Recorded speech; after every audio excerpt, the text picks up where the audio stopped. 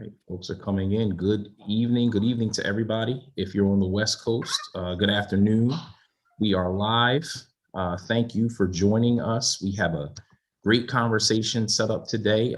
Just to introduce myself, my name is Rand Miller. I am the founder of the Urban Education Mixtape. And what we do is we support urban educators, we support parents in urban schools, and we provide them with all kinds of pertinent information to help with the education of Black and Brown students.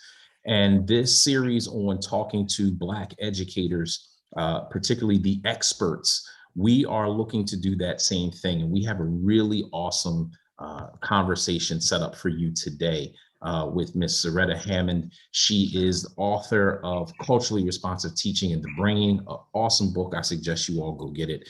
And she's going to be speaking with us in regards to teaching Black history in a culturally relevant way.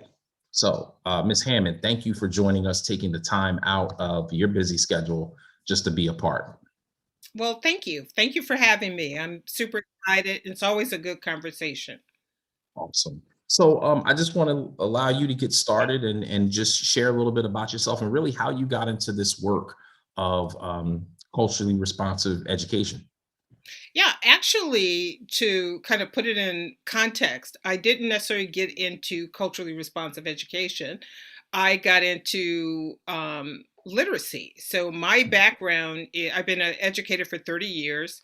My area of expertise is writing instruction. So I was a classroom teacher for probably a total of 5 years, and I taught composition. That's all I taught. I didn't teach English with a little writing on the side. I actually taught composition, how to write expository writing. And one of the things that I found is a lot of my Black and Brown kids were coming to me. With underdeveloped writing skills at the college level. So, as freshmen at the University of California, Berkeley, where I was a writing tutor, also in community college, I was a writing instructor at Spokane Community College. I saw this all over the place that when we would sit to develop those writing skills, there was, weeping and literally like, why are we're just talking about a comma? Why are you upset? What I've learned is students really had gotten a negative view of themselves as learners, and so being able to understand how that works in terms of making sure that they can actually start to develop their capacity to accelerate their own learning. But here's the thing that I learned: competence precedes confidence. So we hear it a lot today. We want kids to have a growth mindset. We want kids to be confident. Only by building your skill can you actually be confident. So it's one of the things I learned as I started to teach writing, and I started to bring in more and more practices that centered around them leveraging the ways that they had naturally learned at home outside of school. And that meant peer editing, being able to tap into their funds of knowledge, and a variety of other things. And I started just using that as my practice. And when I moved out of the classroom and started coaching teachers and instructional coaches, helping them to really understand that. But here's the thing I think is so important for people to get. Right now, we really misunderstand what culturally responsive teaching is. So I started to write about how we help students accelerate their learning. Uh, what Dr. Ladson Billings talks about is how then do we help students, um, regain their academic prowess? And that's actually what culturally responsive teaching, as it was originally designed, is focused on doing. And when we're talking about it situated in Black History Month, I think the key thing to understand is one of the big misconceptions is that it's only about race or social justice. And that's why it's relevant during Black History Month, right?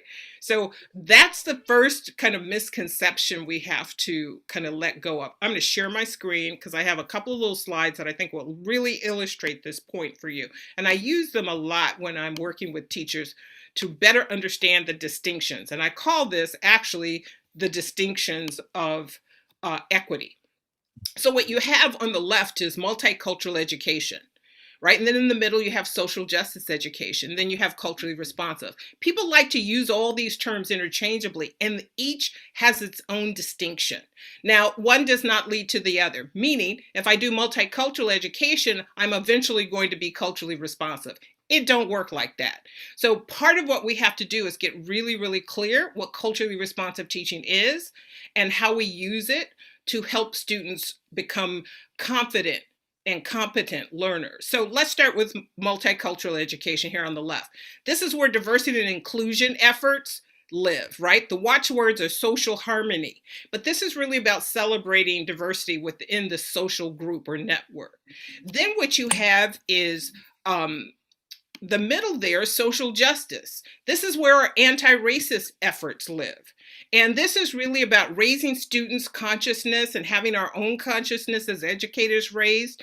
But critical consciousness doesn't necessarily lead to accelerated learning if you're behind. If you're reading 2 grade levels behind, no amount of talking about social justice is going to change that. That's where culturally responsive teaching comes in. Dr. Ladson Billings, Dr. Asa Hilliard, Geneva Gay, a lot of other Black educators who have been around. And here's the thing I want you to understand too. Culturally responsive teaching isn't just about Black children. It's about brown children, indigenous children, all over the world where there is colonization. Culturally responsive teaching is the antidote, because the underdevelopment of cognition is the thing that is really trying to address. So culturally responsive teaching, the watchwords are independent learning for agency. Efforts to accelerate learning live here, and that's where we use it to actually start to build students' capacity. So when you're starting to talk about the work, what you're talking about are these 2 lenses coming together, having an anti-racist lens, making sure we're not perpetuating inequity, but also having a bicultural lens to say, how are we leveraging culture as a cognitive scaffold to help students actually deepen their learning? Right? So it's not an either or, but it's a both and. So I'm going to stop sharing for a moment. Okay. Okay.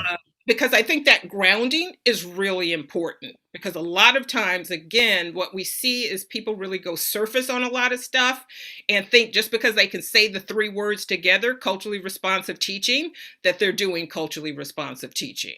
Right? So the reality is we have to check ourselves as to what is the goal of doing that and what's our capacity to do it.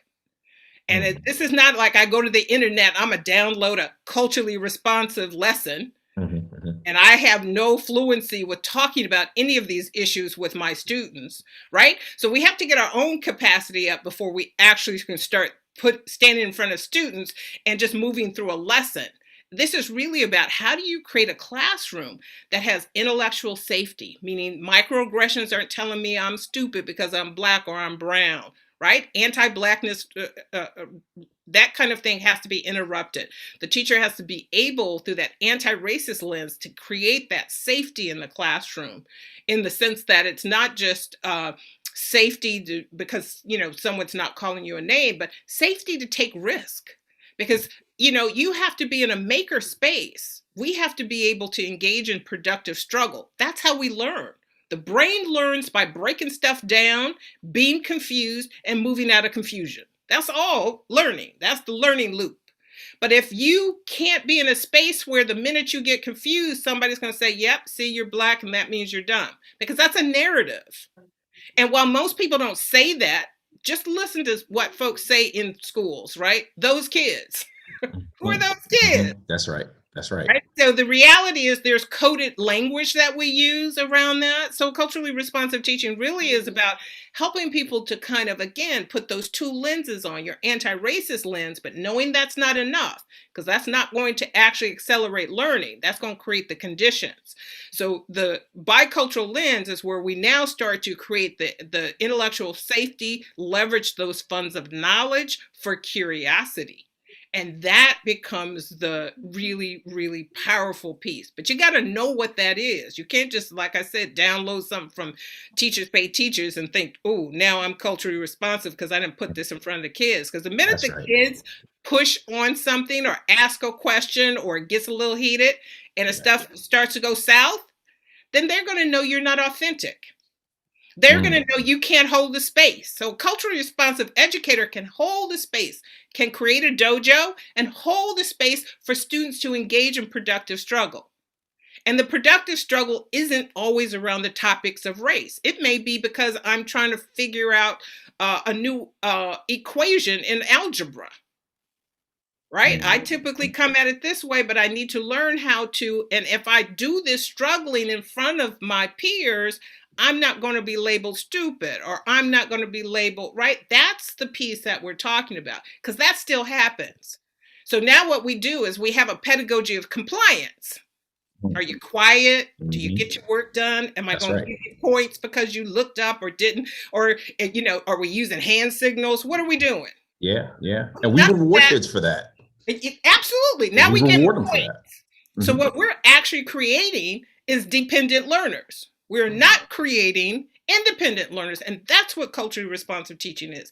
Help students reclaim their natural prowess as academics and learners, because that's the part from Black history that we need to reclaim, because the narrative would tell you Black people didn't do anything. And I don't mean we got to go back to Africa. I mean that some of the inventions, some of the technologies, some of the social innovations have a root in some person of color, an indigenous person, a person of African descent, came up with this idea. And just because of their position, couldn't get the patent. Yeah, that's right. Wouldn't get their name on it. That's right. Right? There's a great movie out called Something the Lord Has Made. And what it's about, it actually stars Mos Def, right? Rapper Mos Def. And it's a beautiful movie because he's a really good actor. He is. But it's about medicine, right? Where he has this knack for mechanics, but it really comes to life when he's working on the human body.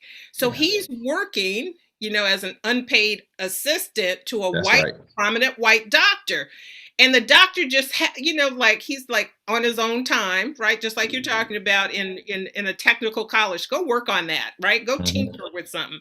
Well, he's tinkering with the human heart. He comes up with this technique, and the surgeon he's working with can't believe he came up with it. Why? Because the narrative of, Black people aren't that intelligent. That's right. He looks and like, oh my goodness, it was so revolutionary that, of course, what did he do? He put his name on it. Yep. But he couldn't have C.T. Vivian outside. He had to bring him in to do the surgery because he didn't know what to do. That's right. Yeah, absolutely. So my point to you is, when we have those two lenses on, the anti-racist lens understands how that narrating goes, how that elimination, how that marginalizing goes. But it also knows that, okay, there's a natural tendency, there's a natural desire, not because, Black people are gifted with that, but because when you come from a collectivist culture that's expressed in this way, then that's what you're bringing. Engineering knowledge. You're bringing knowledge of crops and other things that are just part of the legacy. I go to Juneau, Alaska a lot, and we see it there with Alaska Natives. I mean, 10,000 years of engineering history that, oral, passed down, written down eventually, but it's not as if, we didn't know anything. You see the same thing with First Nations here in the U.S. You see the same thing with Latino communities, right? Ingenuity, creativity, makers, right? And at high levels, not just because they got degrees, but because this is called the creativity of creation. Listen, the way that we handle anti-Blackness would have you believe nobody started anything until they were allowed to come into schools with white people. So this is my point about Black history. We have to start not from, what did you do at civil rights on? You have to start with what comes out of your community. What are the funds of knowledge? Is your grandmother a healer? Does she know about herbs? That means she knows about chemistry. Right? And help people really make that connection to the root, because the mass media would have you believe you don't know nothing. And unless you come sit next to me, then that's how you get something. That's right. So this sounds really awesome, but I know what some teachers are going to say. They're going to sit there and say, Ms. Hammond, this is great. I love what you're saying, but I have to make sure that I get all of this stuff in this scope and sequence done. I have to do this unit, that unit, and all kinds of things. How do I incorporate what you're saying, which is great stuff, into everything that I have to do? Where do I Yeah. start? I think just the way that's phrased, and I think you're absolutely right. That is what a lot of teachers would say. But what it tells me when they phrase it that way is they have a misunderstanding of what culturally responsive practice is. Here's the reality. All learning is culturally responsive. All instruction is culturally responsive. The question is, to whose culture is it responsive? Mm, mhm. So you're not trying to incorporate this. This isn't something you sprinkle in like a garnish. And if that's the way you come in at it, you may as well just leave it alone. Let somebody else do it. Yeah. Because you have to commit yourself to actually leveling up your teaching. Because the reality is only the learner learns. So if you actually want students to get the information, chew on it, and turn inert information into usable knowledge, it has to go through their background knowledge. Here's what learning theory says to us, the science of learning, right? Not as theory, but as brains work. All new knowledge must be coupled with existing funds of knowledge. It's called schema, right? It's a real thing. Just because you didn't know about it or didn't learn about it in your teacher prep program, don't make it not true. Right? Mhm. So the reality is the more you understand schema, then you understand the way we organize our information in our brain is what the teacher has to tap. So the way you actually get through that scope and sequence so that students get it is to couple it with what they know. That's what culturally responsive teaching is in a nutshell. Now, Mm. what does that mean? That means you have to actually understand how the brain processes information. This is why in my book I talk about information processing ease. That is when we start to look at inequity by design, that's the piece that we kept from marginalized, enslaved people, from indigenous folk, right? It wasn't just books. The Mhm. reason reading was kept away because reading changes your brain. It Mm. actually allows you to process information at a higher level and allows you to carry more of the cognitive load. Even if you never read another word, just the process of learning to read levels up your cognition, Mm. makes you smarter just because.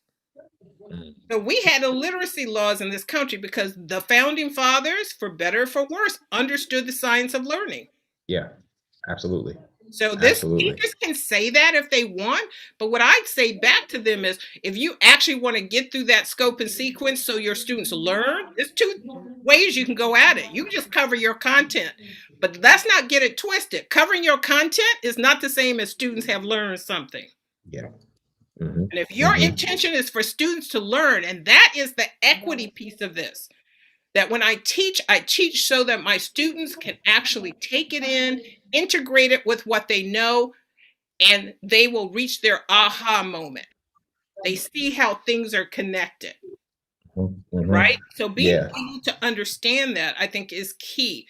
And again, we want to stay away from culturally responsive light, right? We want to stay from equity light. Oh, I just heard somebody say this. Oh, I read an excerpt of the book. That's like sitting on a three-legged stool because your ass is going to be on the floor in a minute. That's true. That's true. Now, I heard in a speech before Dr. Ladson Billing talk about this idea of cultural fluency. And for a teacher that's trying to figure out, like, okay, I'm in a very diverse room with a number of different students from different cultures. What am I looking for? How do I not do too much by not doing too little? What would you say to that? Well, I think first is you have to level up your own understanding and capacity before you get in front of kids. Because if you still asking that question while you're in front of kids, you are premature. Uh-huh. Right? That's just like we Yeah. don't, if we learn a new dance, we do it in our bedroom. We do it in the mirror until we get our moves right. Then we take it out to a friend's barbecue, right? When Yeah. we used to have those things. And Yeah. then in the safety of others, we started to maybe try that new move out. And they were going to do one or two things. They were either going to say, ooh, or ooh. We want the ooh. Now Yeah. you're ready because your confidence has to be up. You have to have the fluency to talk about, to lead students through that. You have to know the cognitive hook. How is this content that I'm teaching in this unit connected to the funds of knowledge that students may bring in? The funds of knowledge that is relevant to their age group and the funds of knowledge that are coming out of their cultural and racial communities. Now, that's what you have to braid together doing lesson planning, right? And so again, this idea isn't that, oh, I got 19 different cultures in front of me. And I actually address this in the book. The idea is I understand individualism and collectivism and the continuum. It's not an either or, right? It's a continuum. Let me show you, I've got another slide that I think would really help make this point when we start talking about culture.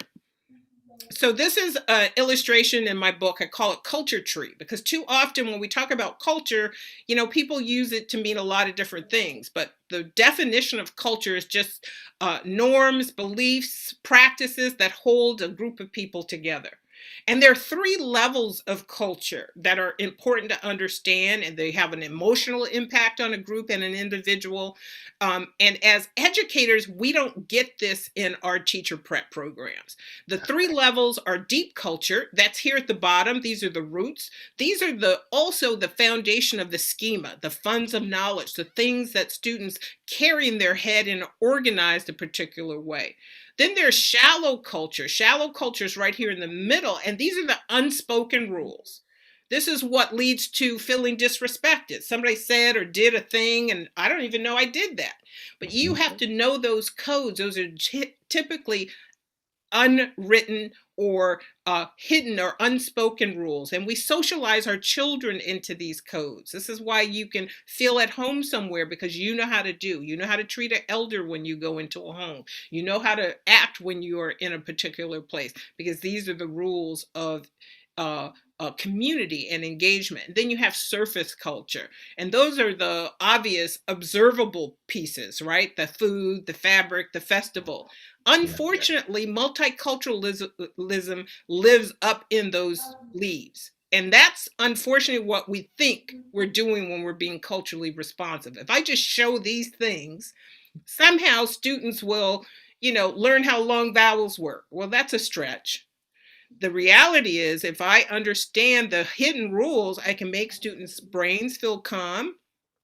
I can understand the best ways to help them chew on the content. I'm going to stop sharing that. The way that you leverage that is because you actually have to become bicultural, tricultural yourself.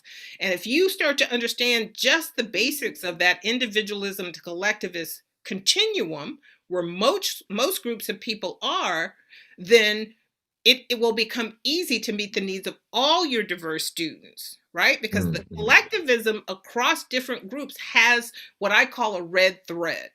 Meaning, I grew up in San Francisco. Let me first give you an example. I grew up in San Francisco. My grandparents came out to San Francisco in 1940, at the end of the Black migration. And I had South Asian friends. I had Latino friends. I had Arabic friends. I had Vietnamese friends. But there was something that was really common in how we did. Now, there were different expressions of that collectivism, but the core roots were the same. Elders were important. If I went home with them and we were going to study, and grandma was home, first thing I needed to do is go sit and say hello to grandma. Yeah. Grandma had the right to keep me as long as she wanted. The second thing that, and I could not leave until she says, okay, you know, it was nice talking with you. And then like, okay, we can go about our business. Then somebody's going to come put something to eat in front of me. Yeah. Right? Now, I can be full as a tick. I better take a sip and take a nibble. Otherwise, that's disrespectful. Absolutely. Absolutely. This is my point. That doesn't matter if I am in a South Asian home, if I'm in a Latino home, if I'm in an Arab. That is a red thread. It is the same in African American and other African centered communities, right? It's something I can now do that allows me to feel that sense of connection. That's just one example. So hold on, let me stop you real quick. I'm sorry, let me stop you real quick. So you're basically saying that it's about building community. That's kind of No, some, I'm saying that that's one aspect of that's it. one aspect. Okay, okay. I'm using that so that it's easy to understand collectivism. Remember, Hmm. we've got the relational piece, but when you start talking about learning, we're talking about now you need to understand the funds of knowledge that your students bring. And there are Mm, ways to do that. But that's what I'm okay. saying. Part of what we want to do is reduce culturally responsive teaching to some quick and dirty or lowest oh, it's about relationships. Yeah, Listen, yeah, you have the best relationships, but that's not going to teach those children how those long vowels work. that's right. So, in the hour we have, all we can talk about is little bits and pieces. We could spend 2 hours talking about the cognition part, right? So, the fact is, how do you process information? That is the piece where you're using cultural learning tools. You're using culture as a cognitive scaffold. And that's too complicated for me to break down. And I'm not even going to try to oversimplify it because somebody's going to watch the replay on YouTube and say, oh, culturally responsive teaching is X. Yeah. And it's like, no, that's not what it is. So again, I don't want to oversimplify, but I want people to understand that the reality is the brain works in a way that it actually has to be calm and ready. Otherwise, it's going to fill with cortisol. And next thing you know, no learning can happen at all. And that is not connected to anybody's race or culture or ethnicity. That's just how brains work. But when I bring racist or anti-blackness into it, now that cortisol's popping off. So the unintended consequences, no learning is going to happen. And what happens is the student just looks compliant. Hmm. Yep. And then we will go ahead and give them good grades and talk about how they're a great student because Absolutely. they're quiet and they don't start any trouble. That's right. So essentially, what you're saying is that culturally responsive teaching isn't a microwave meal. It's that good, That's right. slow cooked Sunday Right. dinner that takes a Right. little bit. When they say your mom put her foot in it, that's what it is. But here's the So, thing. oh, go It ahead. Go ahead. it is doable. I mean, I don't want people to start to think, "Oh, that's just too much," right? If you are committed to in leveling up your teaching practice, then it means that you're becoming the personal trainer of students' cognition. Because in collectivist culture, apprenticing is what we do, right? I was the oldest granddaughter. I had to go and be the sous chef for my grandmother when it was time for, big holiday meals. So Yeah. I learned side by side through talking while we were doing the thing. She'd give me the feedback that, no, you need to chop that smaller. This is how she'd give me the opportunity to be the lead on it. Nope, that didn't come out right. Now we're going to sit and talk about why it didn't come out right. Mhm. Right? That's a whole thing of learning when you come from a collectivist culture. And that is not how we learn in school. Teachers still carrying too much of the cognitive load. Students, when they talk to each other, do some anemic ass turn and talk. Friends don't let friends use turn and talk and think Yep. something serious Yeah. is happening. Right? Absolutely. And this is what's happening. And we don't give time to it. So now to talk about equity and to talk about the kind of interaction students need, we got to talk about time. Yeah. Time now becomes how you use time becomes an equity issue. In the issue of April 2020, I wrote a piece for educational leadership on the use of protocols in culturally responsive ways. So to me, the conversation about culturally responsive is not always wedded to Black History Month. It is relevant to all subject areas. How do I want kids to be better learners is the ultimate question. That's why I would use that. And it's not a motivation or self-esteem blowing smoke at them, right? Because their problem isn't their self-esteem. This is not some growth mindset talk. Competence precedes confidence. Yeah. This is about helping them get to be better learners so they can accelerate their own learning. The student is the unit of change. If you're just covering your content and then giving a test, you have not coached the student into their learning, right? We over Yeah. scaffold way too much. We're doing all the pre-chewing and then we want kids to fill out a worksheet. And here's the thing I think is so important. The further behind kids are, doesn't matter if it's 9th, 10th, 11th, 12th grade, the more we over scaffold. When there's no place in real life where you learn because people are giving you constant scaffolds and exceptions. And no, you actually have to put in your 10,000 hours and you get feedback. If I want to be an Olympian, I get a coach who gets folks to gold medal status. Yeah. And that's what we have to do. So I uncouple culturally responsive teaching from Black History Month. Those two aren't intertwined. And I think if you are still thinking they're intertwined, then that is the low level of understanding of what culturally responsive teaching is and what it can be as an innovation for the work that we do. Okay. For parents, right? I'm going to go in the parents' direction because you have a lot of them. I don't like it when people say that they're so much helping and doing homeschool. They're not doing homeschool. That's not what homeschool is. They are trying their best to manage. I know this from experience. I have 3 children. I'm doing this right now with my wife. We're trying to manage and work this thing out. What sort of tips would you have in the realm of culturally responsive teaching for people who didn't go to school for teaching, looking to do the best for their own children? I don't know if you really want me to say this because this is going to be recorded, but I just have to say what I have to say. Listen, go on and say it. If you're good with it, I'm good with it. Parents need to stop. And what you need to do is stop trying to homeschool and actually engage in learning adventures. Engage in inquiries. For a month, pick something you guys want to get good at. Because here's the thing, we get better when we practice and talk about this with your kids.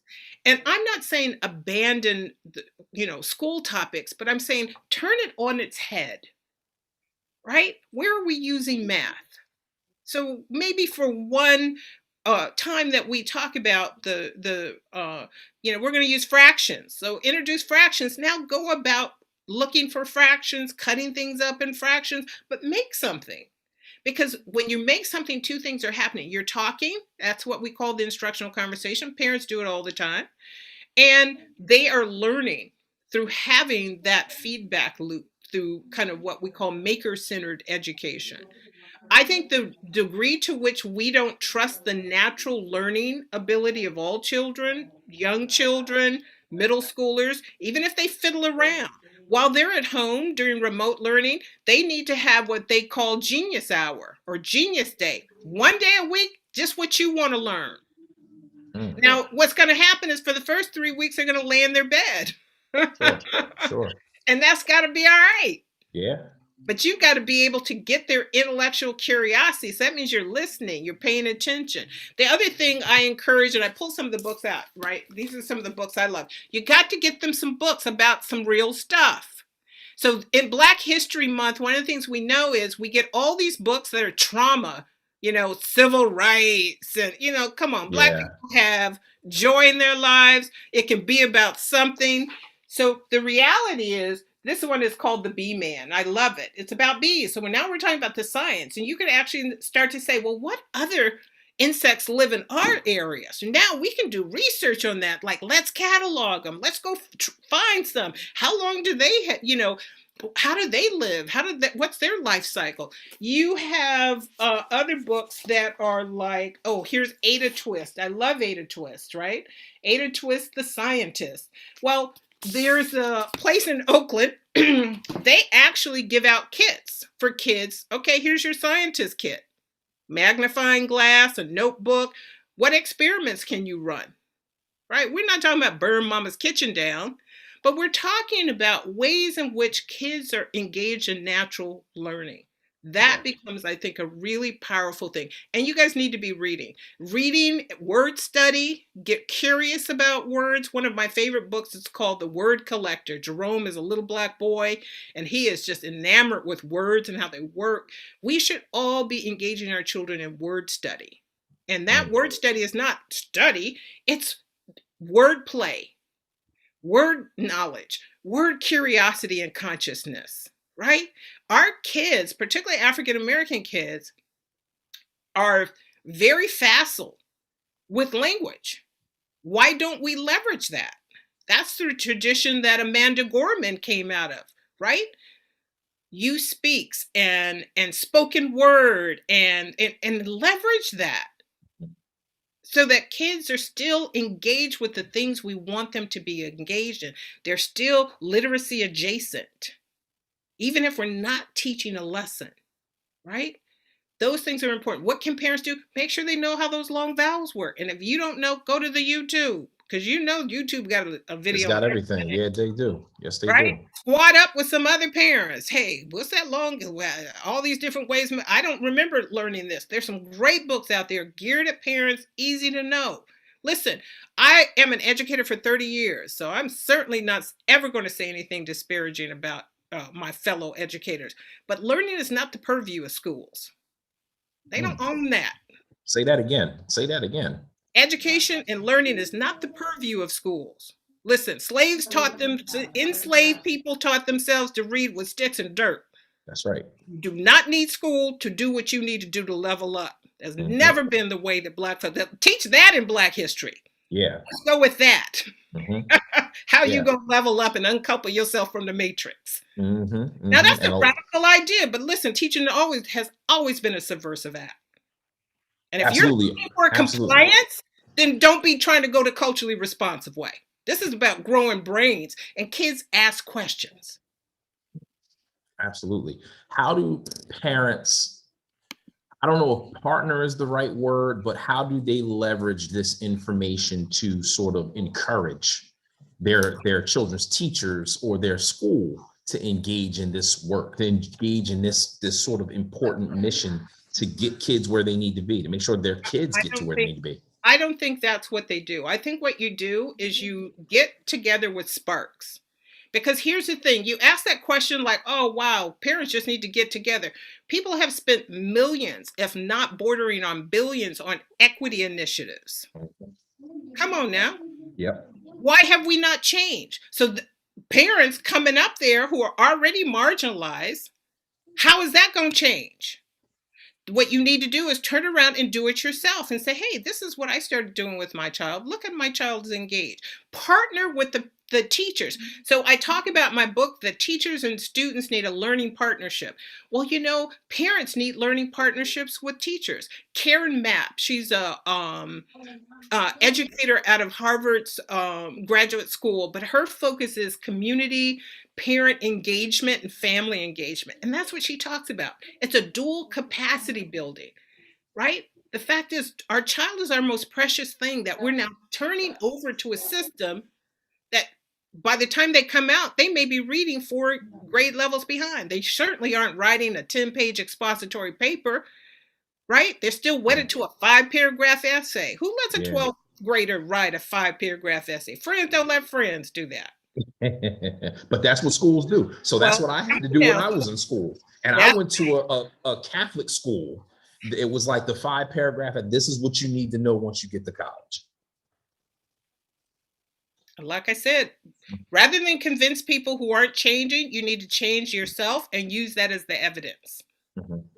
Because listen, this is like going to the big box store. We have Costco out here in California, right? Sam's Club, whatever your big box store is. You go in there to buy another ream of toilet paper, and you meet the lady who's giving you samples of the Polish sausage.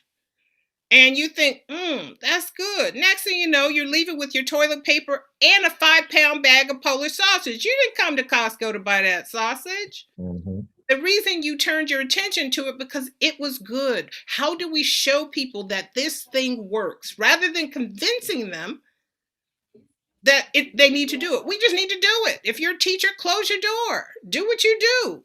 Yeah. Level up. And somebody says, what is this in the chat?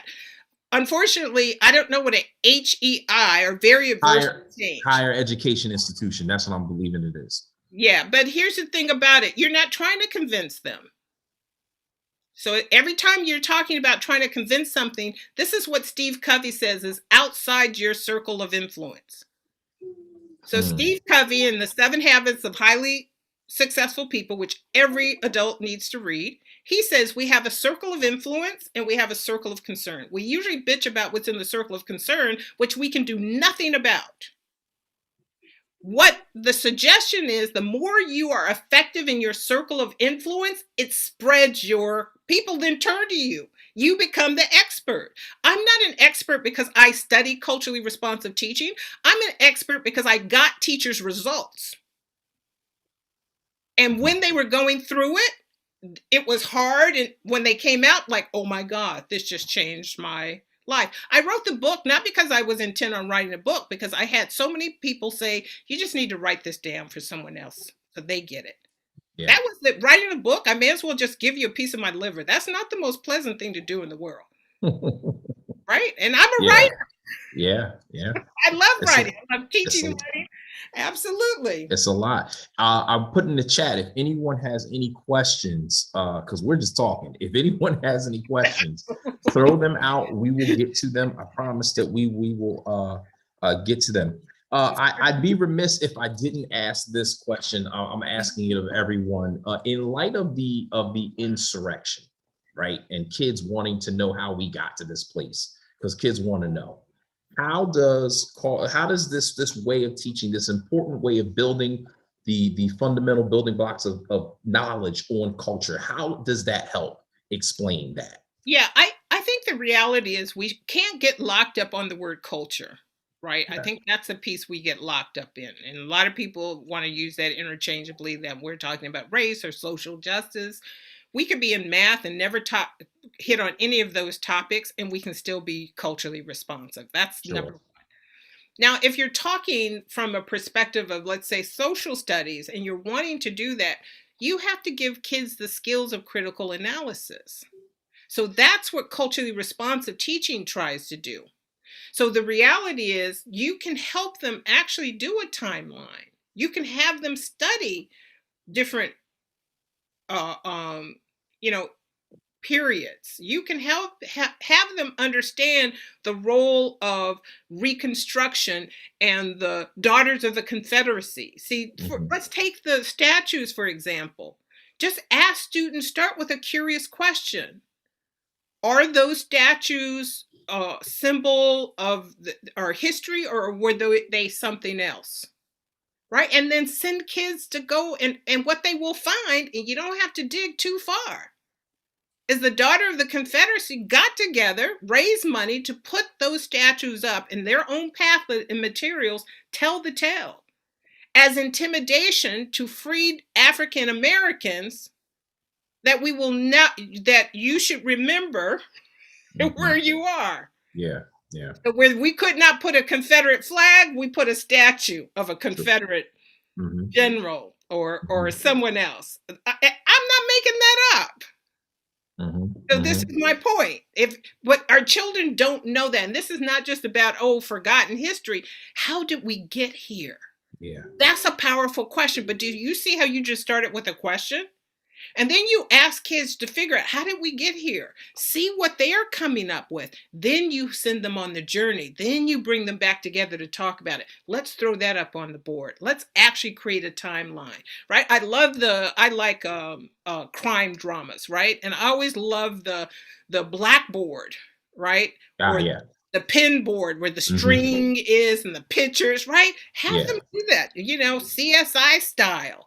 Right. There was even a parody in one of the Always Sunny in Philadelphia, right, where he has a conspiracy theory thing. But the idea is coupling that maker process, that apprenticing process, with that critical analysis. And we're not preaching to kids. We're letting them just see. Do you see that? Right?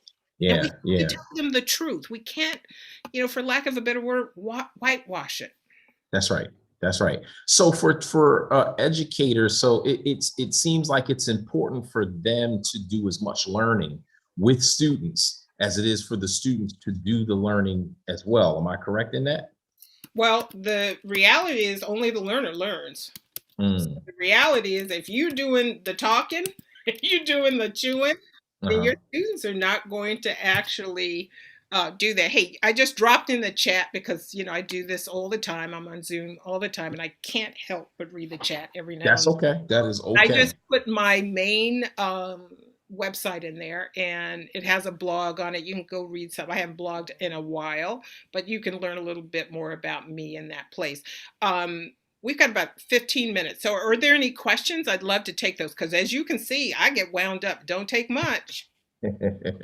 Yeah, if you have any questions, please ask it now. Feel free. If you want to just unmute yourself and ask it, feel free. You can do that That's as well. probably You don't have to go the into chat. easiest way to do it. Yeah. Yeah, unmute yourself and go ahead if you don't mind being recorded. Yeah. You don't have to be on Yeah, camera yeah, absolutely not. because I see those wheels turning. I, I have a quick question. I'm now writing more than teaching, but most of my friends and family are actually in education. And I was so excited to see this talk. I jumped on and I apologize for being late in terms of culturally responsive teaching.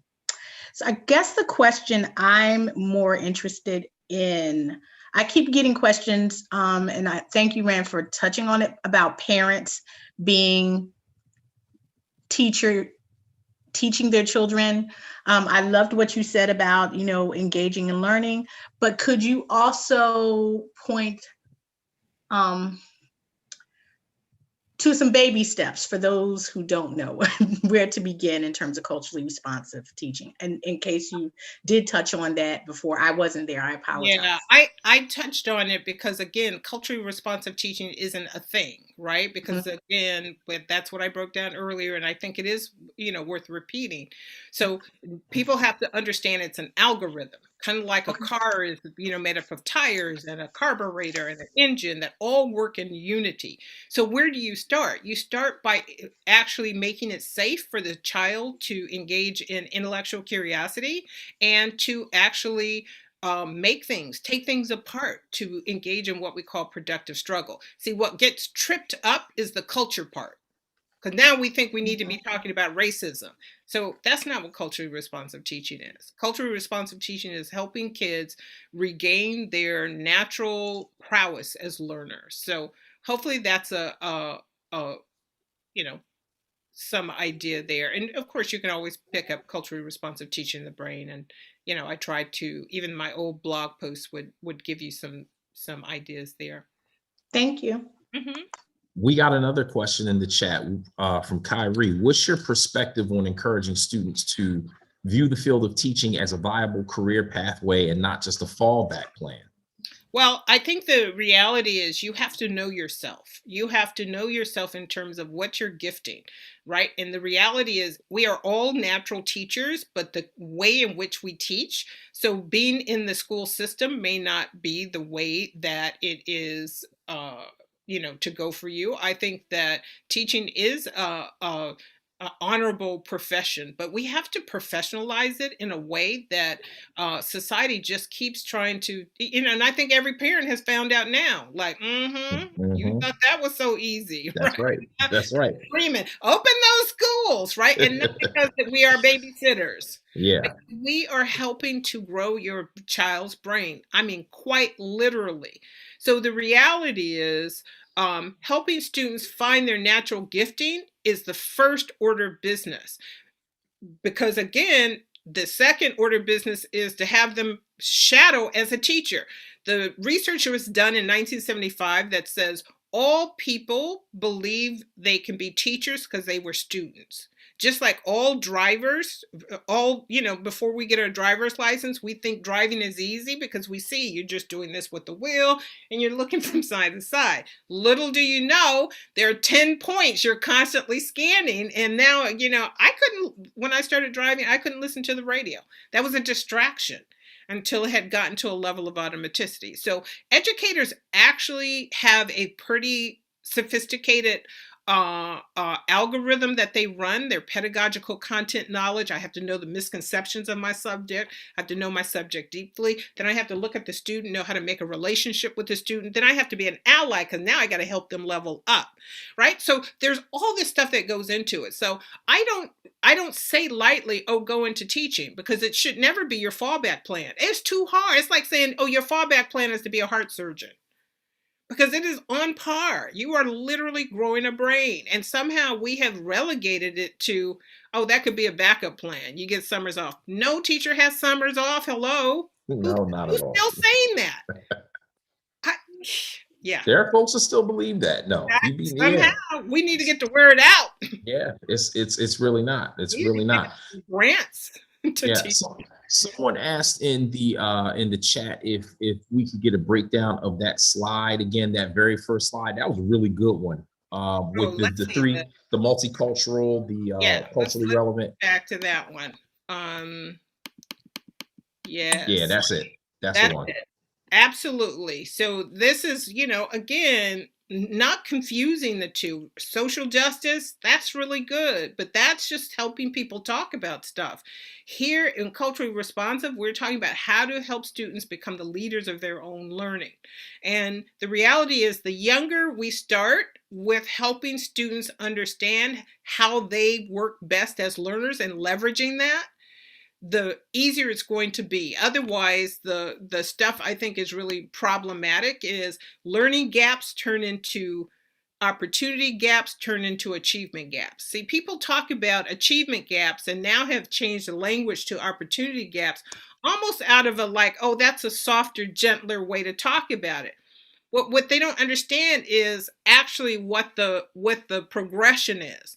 So if I have a learning gap, let's take math, let's take trying to get into algebra in the 7th grade. But if by the 3rd grade, I don't know my multiplication tables, I don't have a level of automaticity with them, and that continues through 5th and 6th grade, when it comes time to do algebra, I won't be able to, because my brain is so stuck on just going super slow, trying to figure out multiplication, that I can't do the equation, the algebraic equation.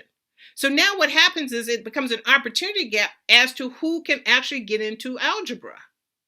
Now that opportunity gap, I'm not in algebra, I'm going to fall further behind, turns into an achievement gap. So too many schools are talking about trying to close an achievement gap, when the reality is they need to be closing the learning gaps. And how do we do that? We leverage students' funds of knowledge. We use culture as a cognitive scaffold. We apprentice them into actually building their own brain power by doing rigorous, complex work. But that means they have to be, coached and supported to do that from the beginning. You can't just throw them into that in 5th grade and say, hey, okay, do rigorous work. Yeah.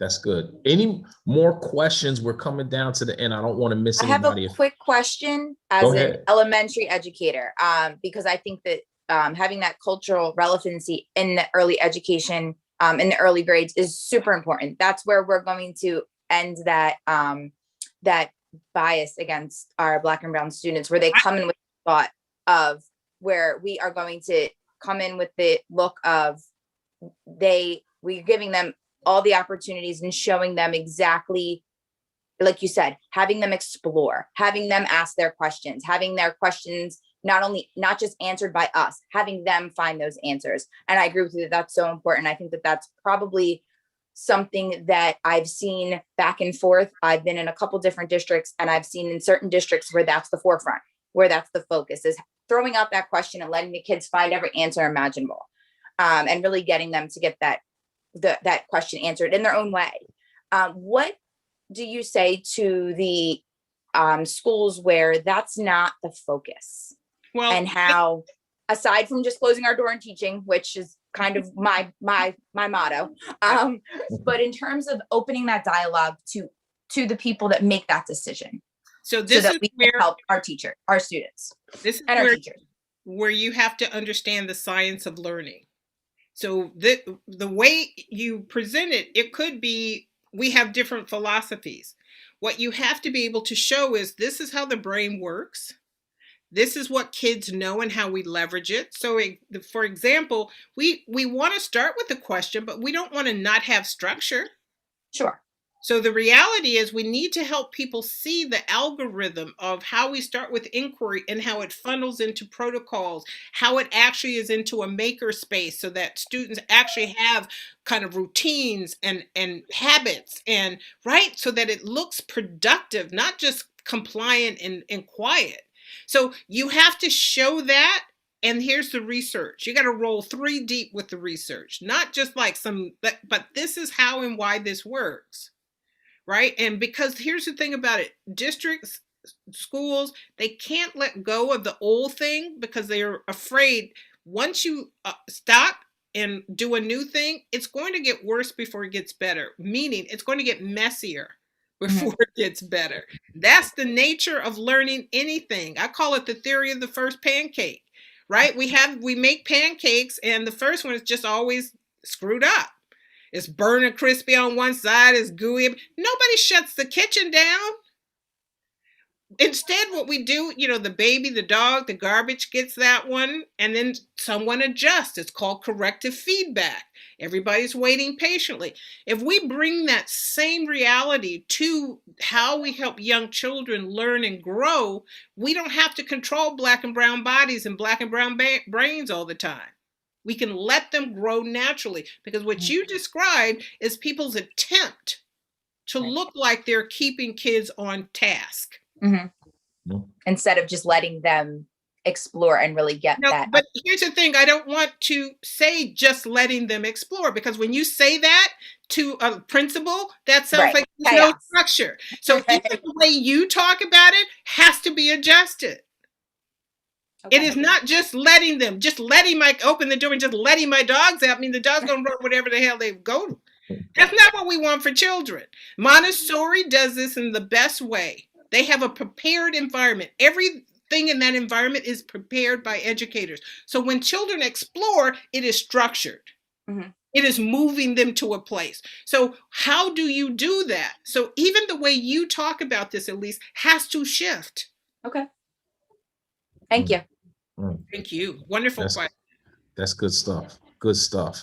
I know you put in there, Ms. Hammond, where your website is. Is there anywhere else folks can find you social media wise, anything like that? Somebody just said I put a typo in my own website. I don't know how I do that.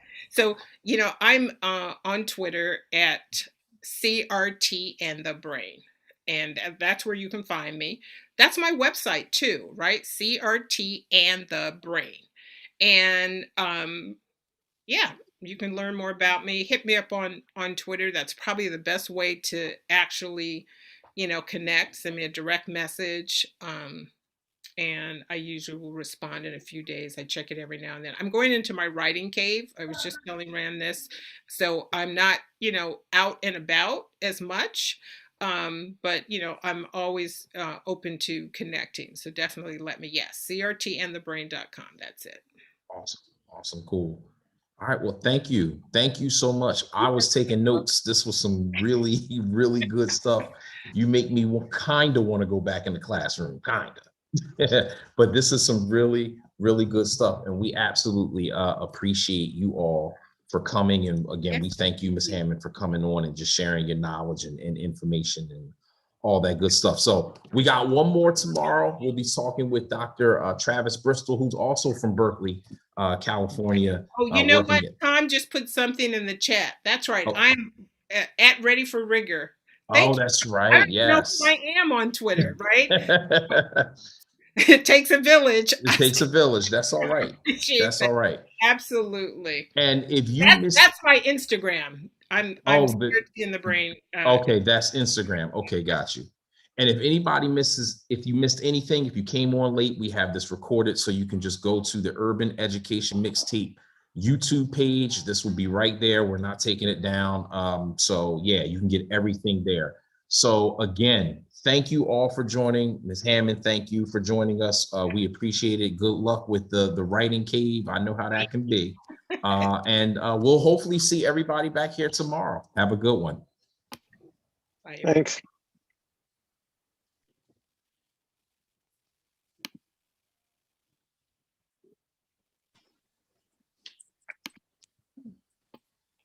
Rand, can you hear me? Yes, I hear you. Thanks for the invite. No, thank you for coming, sir. You know who I am? Yes, I do. Yes, I do. My Twitter friend. I know. I have a beat on everybody, believe me. Anyway, thanks for the invite. I enjoyed it. Hopefully I'll see you tomorrow. Absolutely. Take care. All right. Thank you. Thank you. Get your head out of there. So, Oh, Ms. Hammond, thank you so much. This was awesome. welcome. This was great. Like I said, I learned so much just listening to you, and I was just feeding you questions like you know what, I'm going to pretend to be the guy that knows nothing, and I just want to let her go. That well, once I knew you were going, I'm like, okay, I know my role tonight. Throw out all the questions. And I'm very passionate about it. I do think it's something every teacher has to and can embrace. Yeah. No, this was good stuff. So, like I said, I appreciate you, and thank you once again.